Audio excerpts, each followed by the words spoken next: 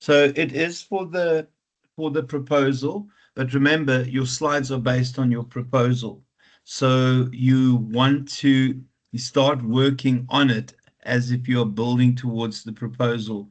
Remember, I spoke about how everything adds to everything else, and this kind of evolution takes place in terms of the different areas. Okay. Right. So let's do this, guys. The research process is that there. Now, you'll see in terms of the layout, this is the layout that we've also adopted in terms of what I will put together and suggest going forward. At this stage, we want, and the only important thing is the actual presentation. I'm waiting for a presentation from last year just to give you an idea of what our expectations are.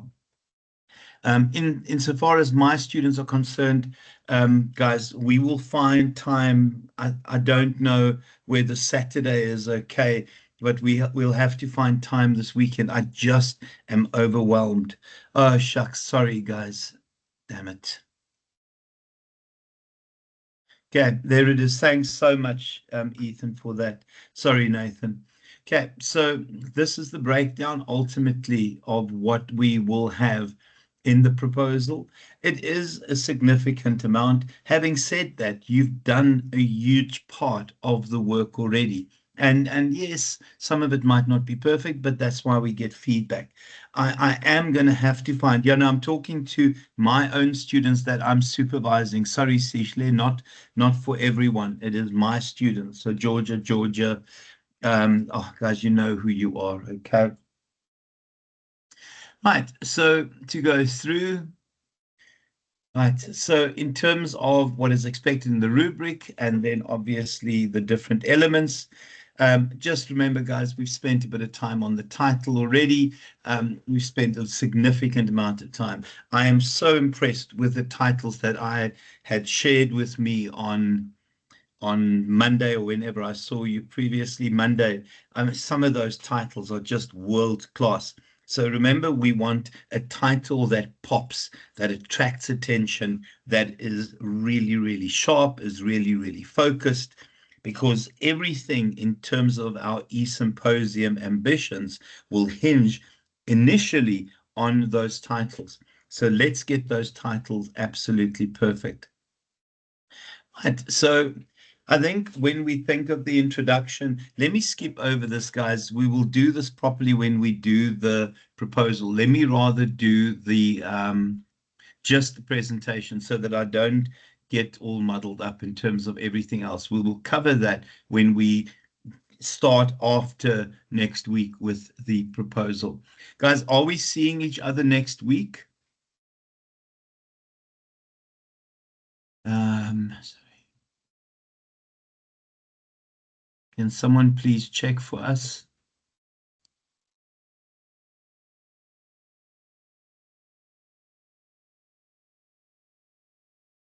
Hold on a second. So I just want to remind myself of what is happening.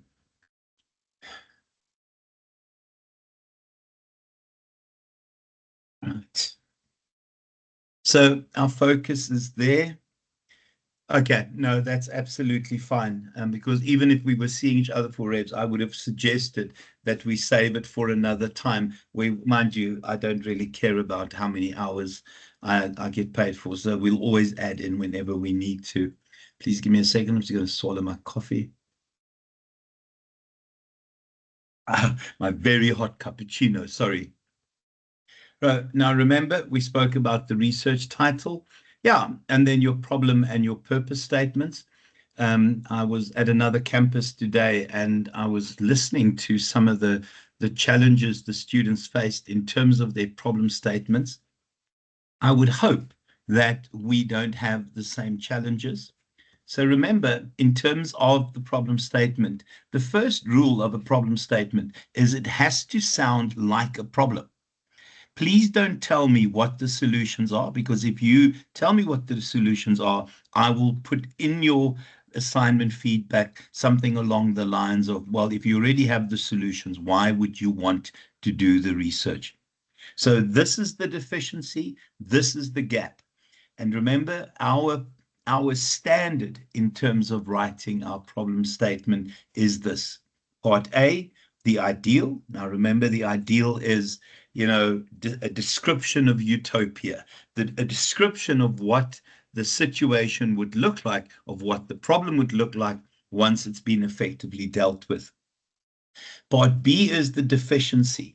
It is that particular, and you can see I give very clear guidance, guys, that condition that prevents this ideal from being achieved. And then also it's this situation falling short of the ideal. Please remember, how's it, Jade, Georgia, Jade, if you keep going back to your title as a reminder, you'll soon figure out the problem.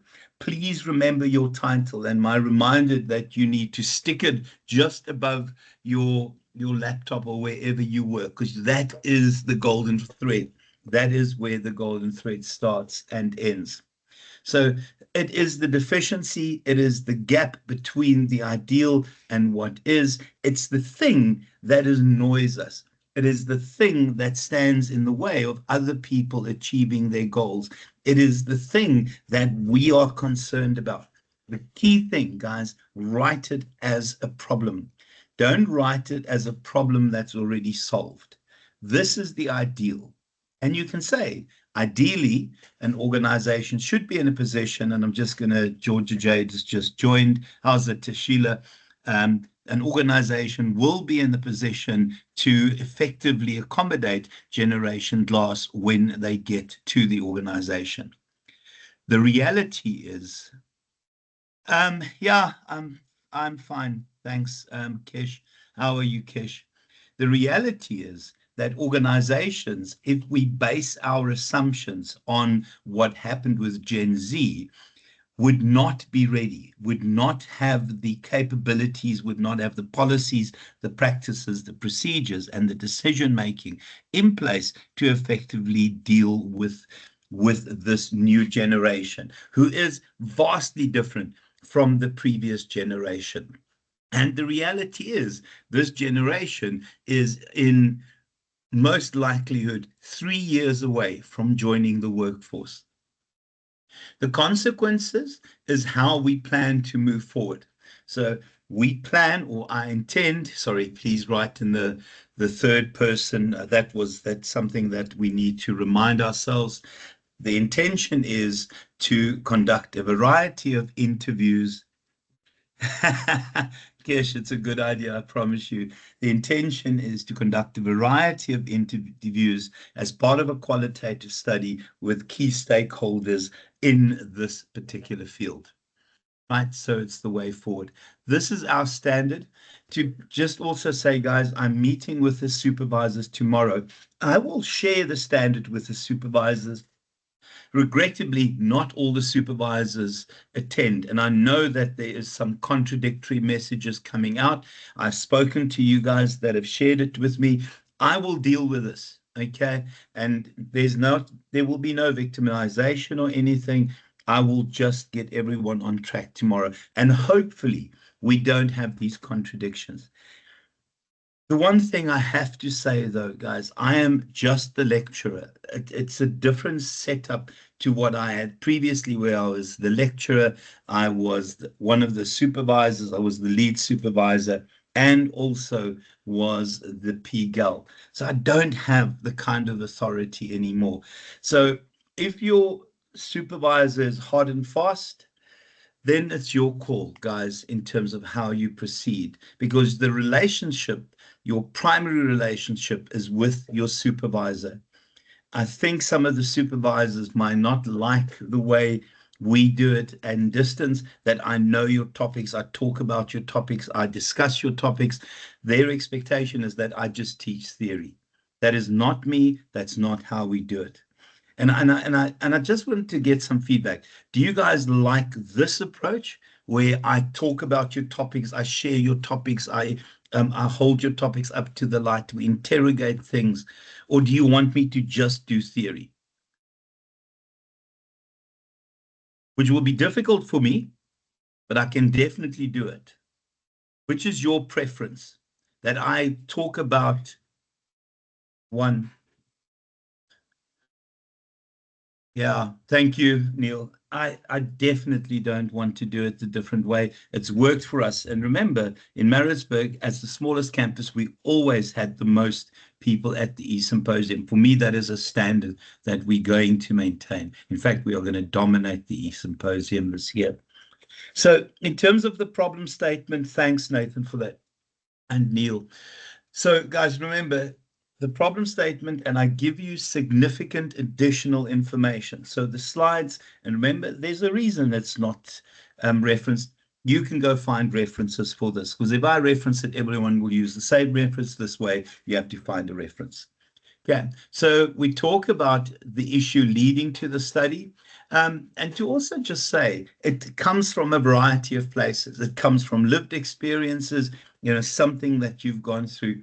In terms of my PhD, I went through something that I used as the basis of my research. And I'm not going to share the individual experience with you, but it had a significant impact in terms of my life. So much so that I walked away from industry to become what I am in terms of lecturing, etc.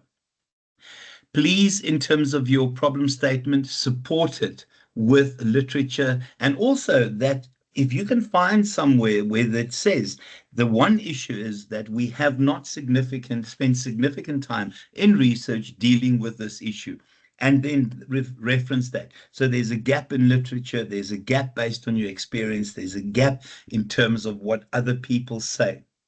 And please note that when we think of this research problem, often it will center issues around policy, practice, decision making. Those are the key areas. We're not going to create new theory at an honors level, okay? And it's not the expectation. Any questions on the problem statement?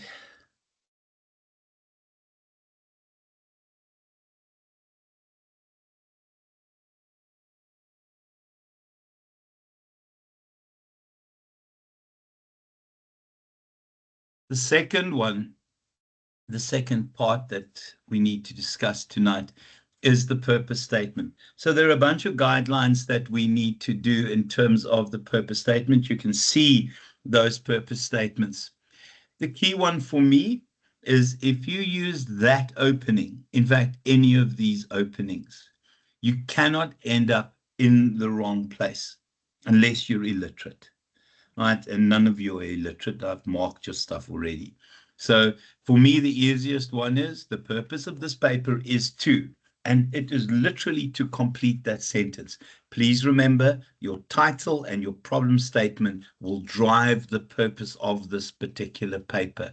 So you are constantly reminding yourself of the golden thread. That golden thread magically links different elements of the research report ultimately with the title, with the research problem. Right, the next bit that we need to look at, and you'll see I've given extra bits and pieces. You can see exactly what is expected, but for me, if you use the first one, you cannot end up in the wrong spot. Right, the next bit, and I just want to open the rubric again. The next bit would be your research questions and your objectives. Please do me a favor. Please use headings and subheadings. If you're doing qualitative research, you would have research questions and objectives.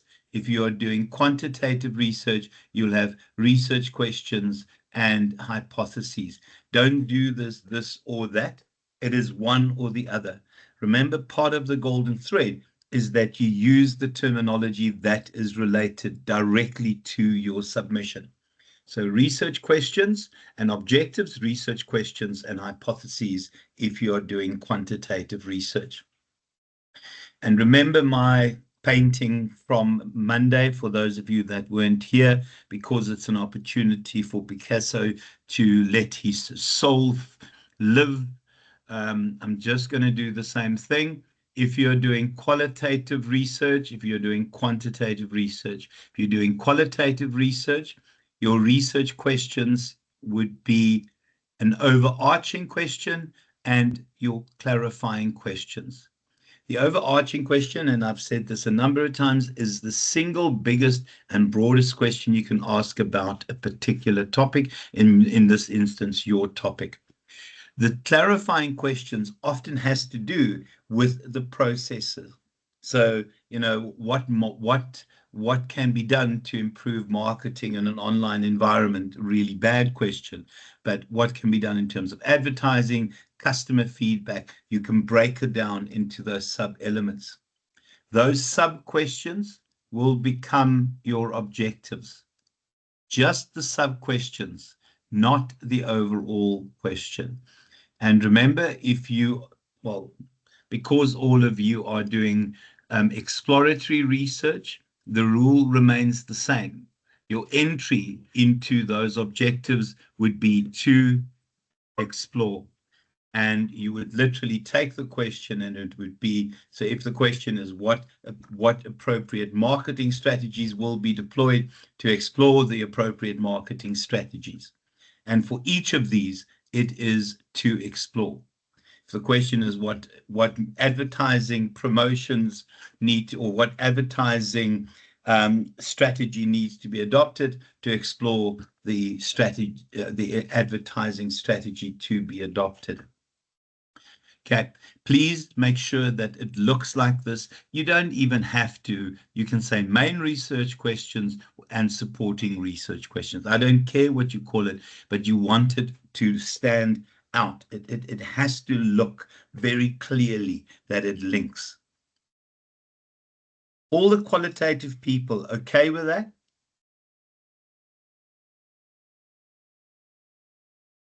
And remember, you'll get another bite at the cherry after the presentations, but the closer you are to perfection during the presentations, the less work you have to do in your proposal.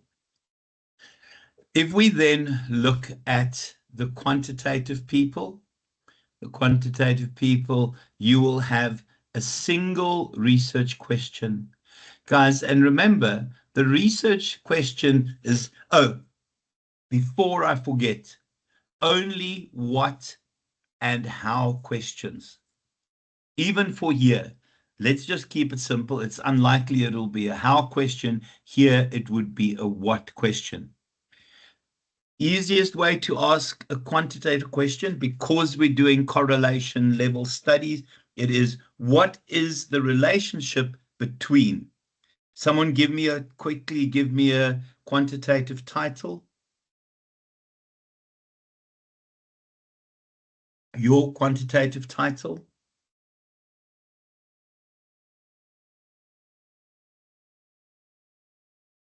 Is anyone typing?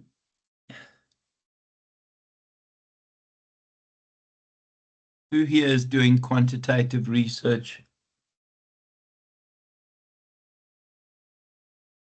Okay, one of my students is doing the relationship between smart buildings and customer satisfaction in commercial properties. So the question would be, what is the relationship between customer satisfaction levels and the introduction of smart properties and customer satisfaction levels? So remember to just get the independent and dependent variable correct. But it is a simple question of what is the relationship between. Once you've got the what is the relationship between, you will simply go to your title, because all of you are doing correlative research, and you can then steal those two words. What is the relationship? I saw an awful one, and not in this class, from another class, from another lecturer. Is there a relationship? And I'm thinking, where do students end up on a point where they think the right term is to say, is there a relationship? I mean, that is just stupidity. So what is the relationship? Remember, you will have a single research question. That research question will have two hypotheses, your alternate hypothesis, H1, and your null hypothesis. and it would be, there is a relationship between the introduction of green properties and customer satisfaction levels. There is no relationship between those two variables. Simple, keep it simple. You cannot go wrong. And that's why I think sometimes quantitative research is a lot easier. Get those hypotheses right. And you want to keep it simple. I think for me, the simpler you keep it, the easier it becomes when we start proving and disproving hypotheses. Everyone okay with that? I think there should be no issue at this point. I just wanted to just express my soul again through my art, right? And if you believe that, you'll believe anything. So I expand and I expand and I expand, guys. So you have a central question, associated sub-questions. If you want to use that terminology, that is fine with me. Maybe that's what we agree as a standard. Is everyone okay that we agree that as a standard? Central question, sub-questions? The qualitative people, central question and sub-questions, that is our standard then. Okay, and again, it's about making it simpler for you. And you can see the central question. It is the broadest question that we can ask. And remember, all of us are doing a phenomenological study, because all of us, as we've depicted it, have and will be looking into a particular phenomenon. And you can see there, you want to use the same terminology, the same lexical terminology that is used within that particular field. And you are writing this report for a particular audience. One of the things that I would hope for is that if you are doing research in your own company, is that you'll be able to present your report and its findings to your company, in particular those companies that are funding your research. I think they deserve that kind of thank you and feedback to also show, that their money is not wasted. Is anyone here on a company bursary? If you don't want to share, that's fine, but there's nothing to be embarrassed about. Oh, sorry, Mavishan.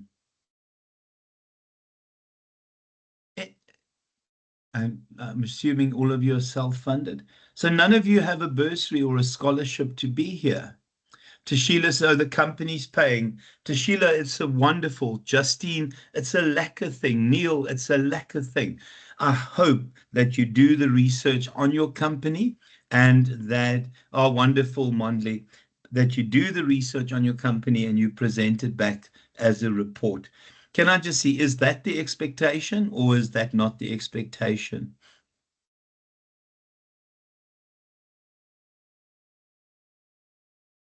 I love Justine's answer. I hope that somebody does that, because it just also gives us a bit of credibility. Hey, yeah, okay, Tashila, no, that's fine. Right, and as I've said a number of times, yeah, please go and do 5 to 7, guys. I would try and limit it to about 3 or 4. Okay, that's fine.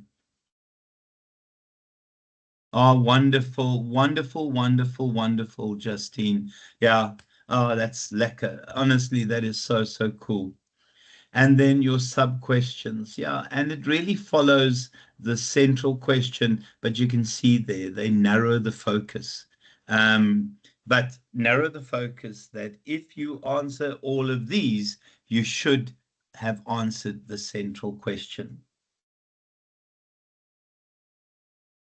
And so your quantitative research question, and again, this is what we're doing. We're looking at relationships here.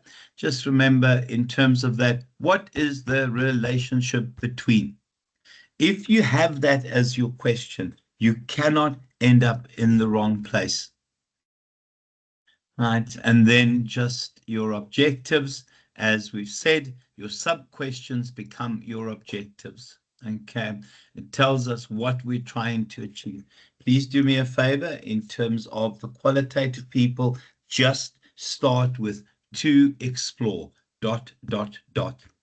If you're saying exploring in your title, this becomes to explore. If you have other titles because your supervisor has changed it, if it's evaluating, I'm not a big fan of that, you'll say evaluating or to evaluate. Sorry, let me get the grammar correct. Okay, and then, yeah, what we're trying to achieve, but it's a nice thing because they tell us what we will present at the end of the report as our findings, and this is what we would have achieved if we've done this properly. Right, and then your hypotheses, remember, we've spoken about this, your null hypothesis, no relationship, your alternate hypothesis, you can see alternative or directional, suggesting the relationship. Guys, please stay with only two hypotheses, okay?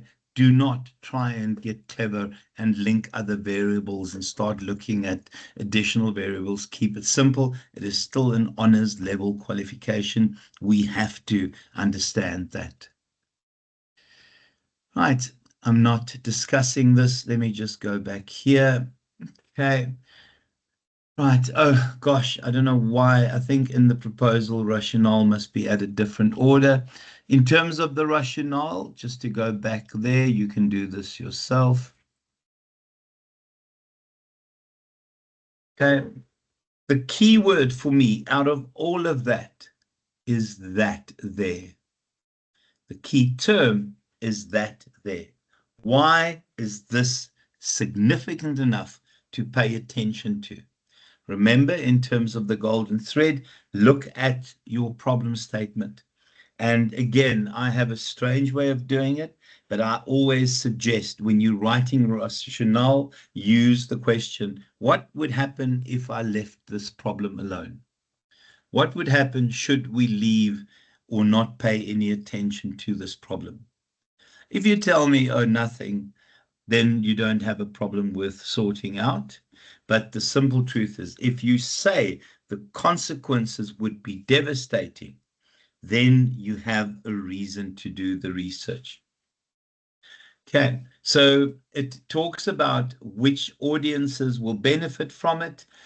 We look at the different groups that will profit from reading this. So it is this promise that we are creating something that will solve your problems in a significant way.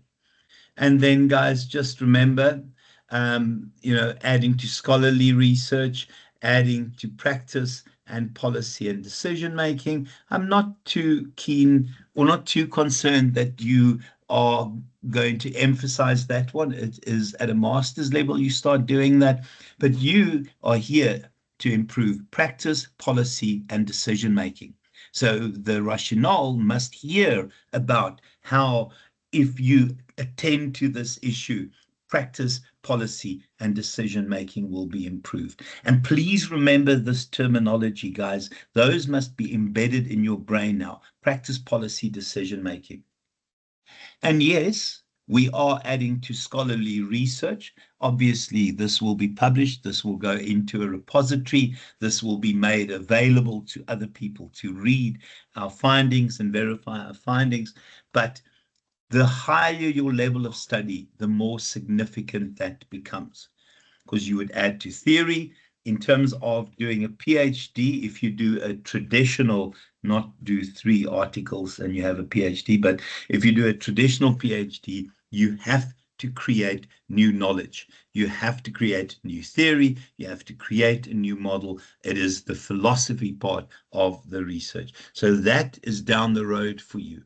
But all 4, if you can, but emphasize those bottom 2, but pay attention to the first one. I've added an example here, guys. Have a glance at that.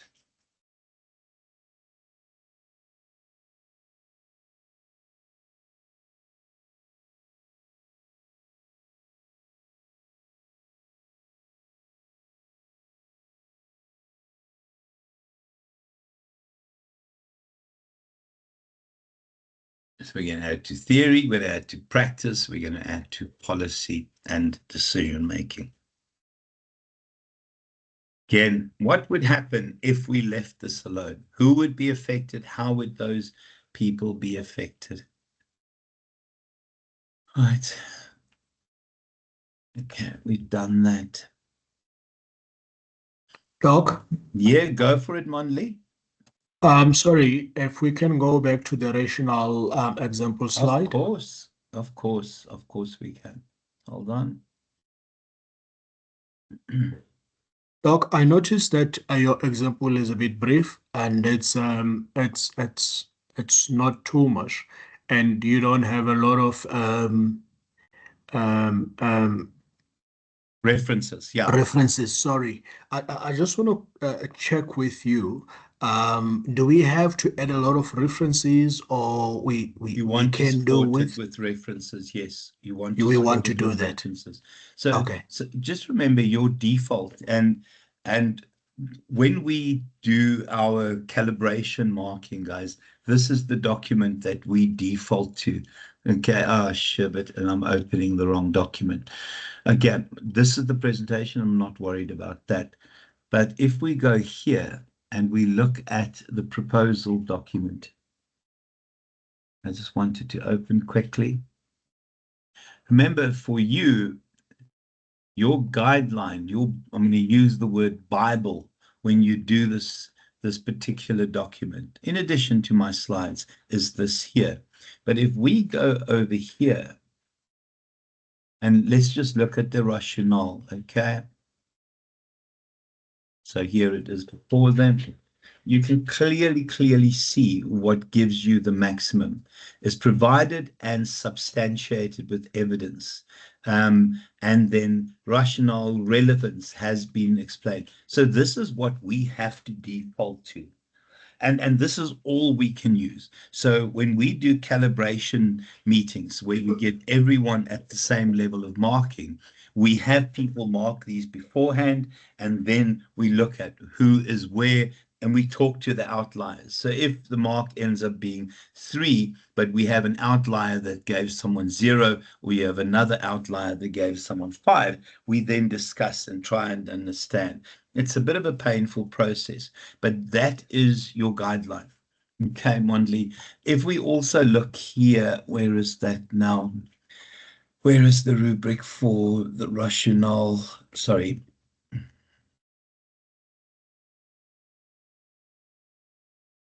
Okay, here it is. And you can see here the expectation that is given there.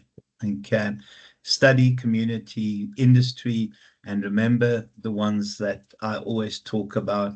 And remember, my slides happened before this.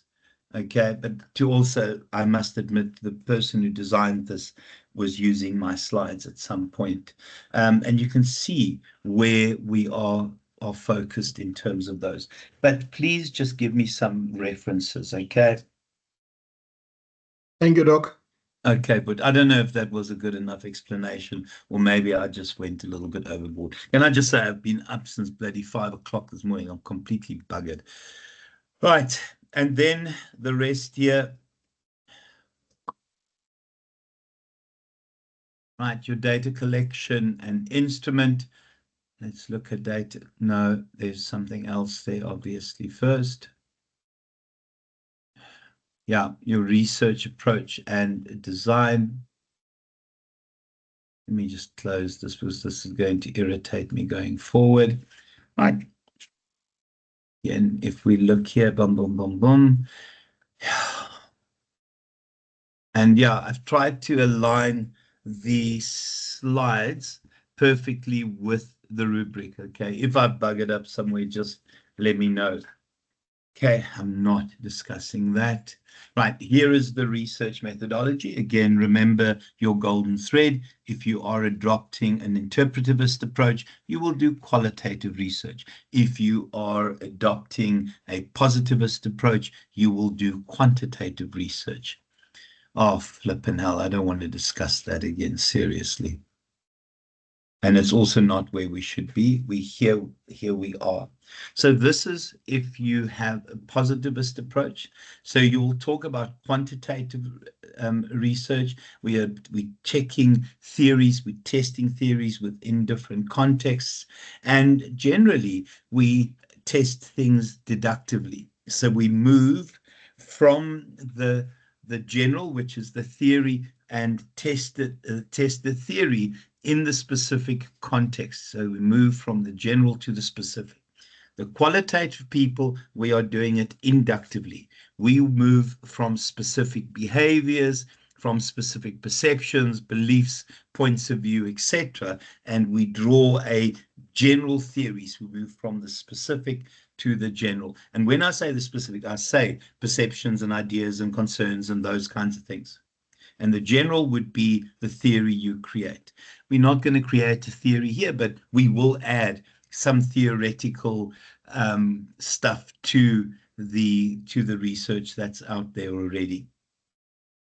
And then what we will have is that you're not doing experiments, you will do non-experimental designs, guys, and you can see some of the other stuff, and you'll talk about the details here. So this is for qualitative, interpretivist, qualitative. Please do me a favor and delete the slides that don't apply to you. It will mess with you if you don't do that, okay? Right, and then, yeah, deductive reasoning. Please don't write too much about this, but this obviously is for the quantitative people. This is for the qualitative people. In terms of your research methodologies, yeah, most of you, the qualitative people, are doing exploratory research. So you can see the stuff we're looking at there. And the rest of us are explaining and describing, and we're also describing correlations. So don't worry too much about explaining and describing. Don't change that. In terms of our population and sampling, right? So the population is that larger group of people who share that single characteristic, or at least that one characteristic that we require in order to get information for our research. Now, when we talk about the parameters, we talk about the nature of the population, the size, and the unique characteristics. They frame who we will invite ultimately to our research. And then in terms of that, we move from the population to the target and accessible population. Target population, everyone and everything that falls into your parameters, and then accessible, those that you include in your study. And we've now narrowed that to the region that you operate in, the city that you're operating in. And another example there, I've given enough examples there. Okay. Data collection.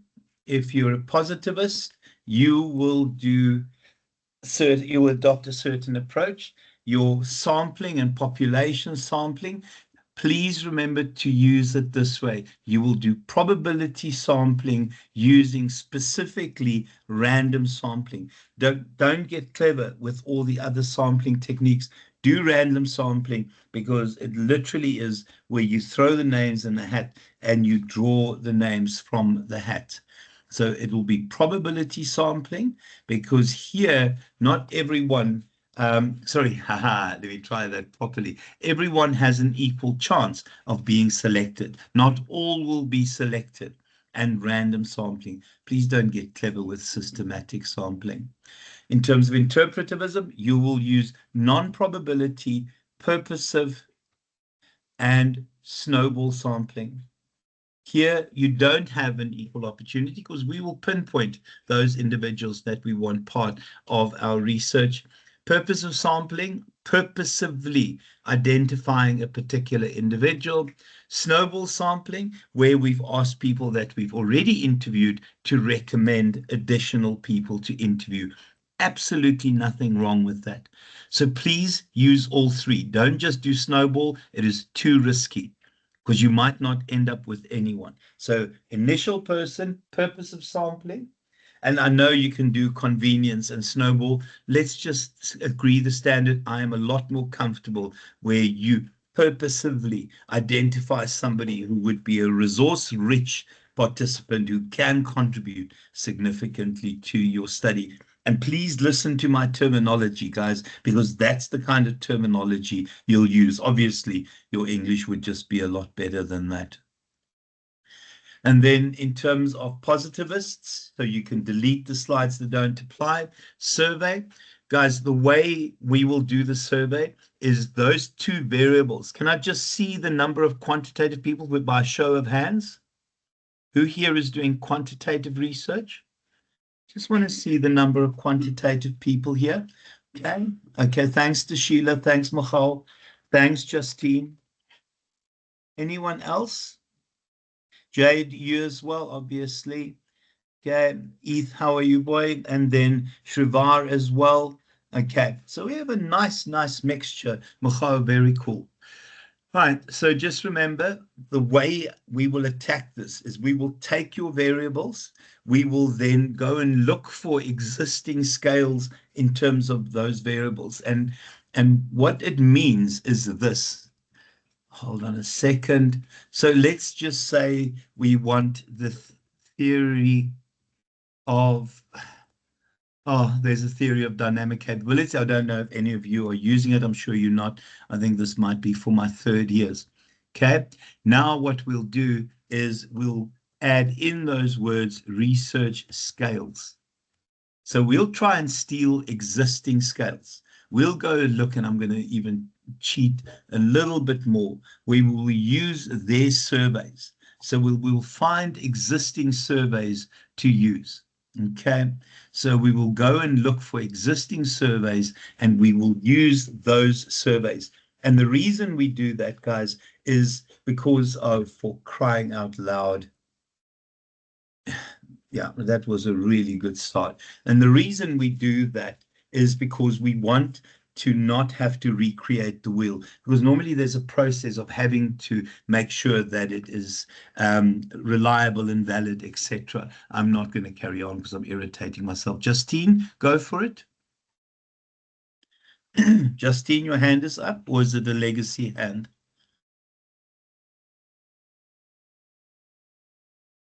Okay, maybe Justine has Tourette's. Okay. And then, sorry about that, Justine. Oh gosh, I'm going to be in trouble for that one. You know where to report me to, Justine. Okay, guys, so we'll use existing scales. Yeah, I know, Justine. You must report me for suggesting that you have Tourette's, but it might be the case. Interpretivism, interviews, and just remember, I've given you, we'll use open-ended, semi-structured interviews, and here is your interview protocol. Please remember these slides. I don't do this for my health. Just remember that they are available. And then if we go back to here,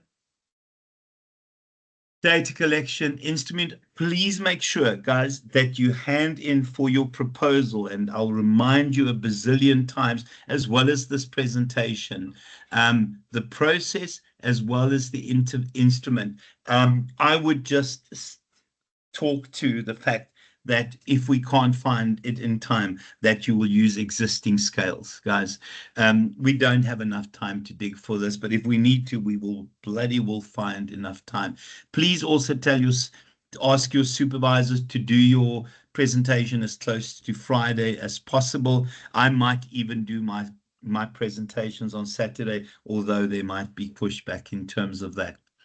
And then your data analysis. And just remember, for data analysis, these are the kinds of stats we'll look at: mean, median, mode, and then we will also look at correlation. I don't know which slide it is. And please don't worry about this whatsoever. I will give you a recording. You will follow the recording. You cannot go wrong. Where you have a little bit of work to do is your interpretation and looking at the results and cross-comparing the results, okay? And all of this is here because you want to know the strength of the correlation, because that will either make you accept your alternate hypothesis or your directional hypothesis, or reject it and accept the null hypothesis. There is no relationship. And then qualitative, guys, we're doing it inductively. And just for now, talk about the fact that you'll do content analysis.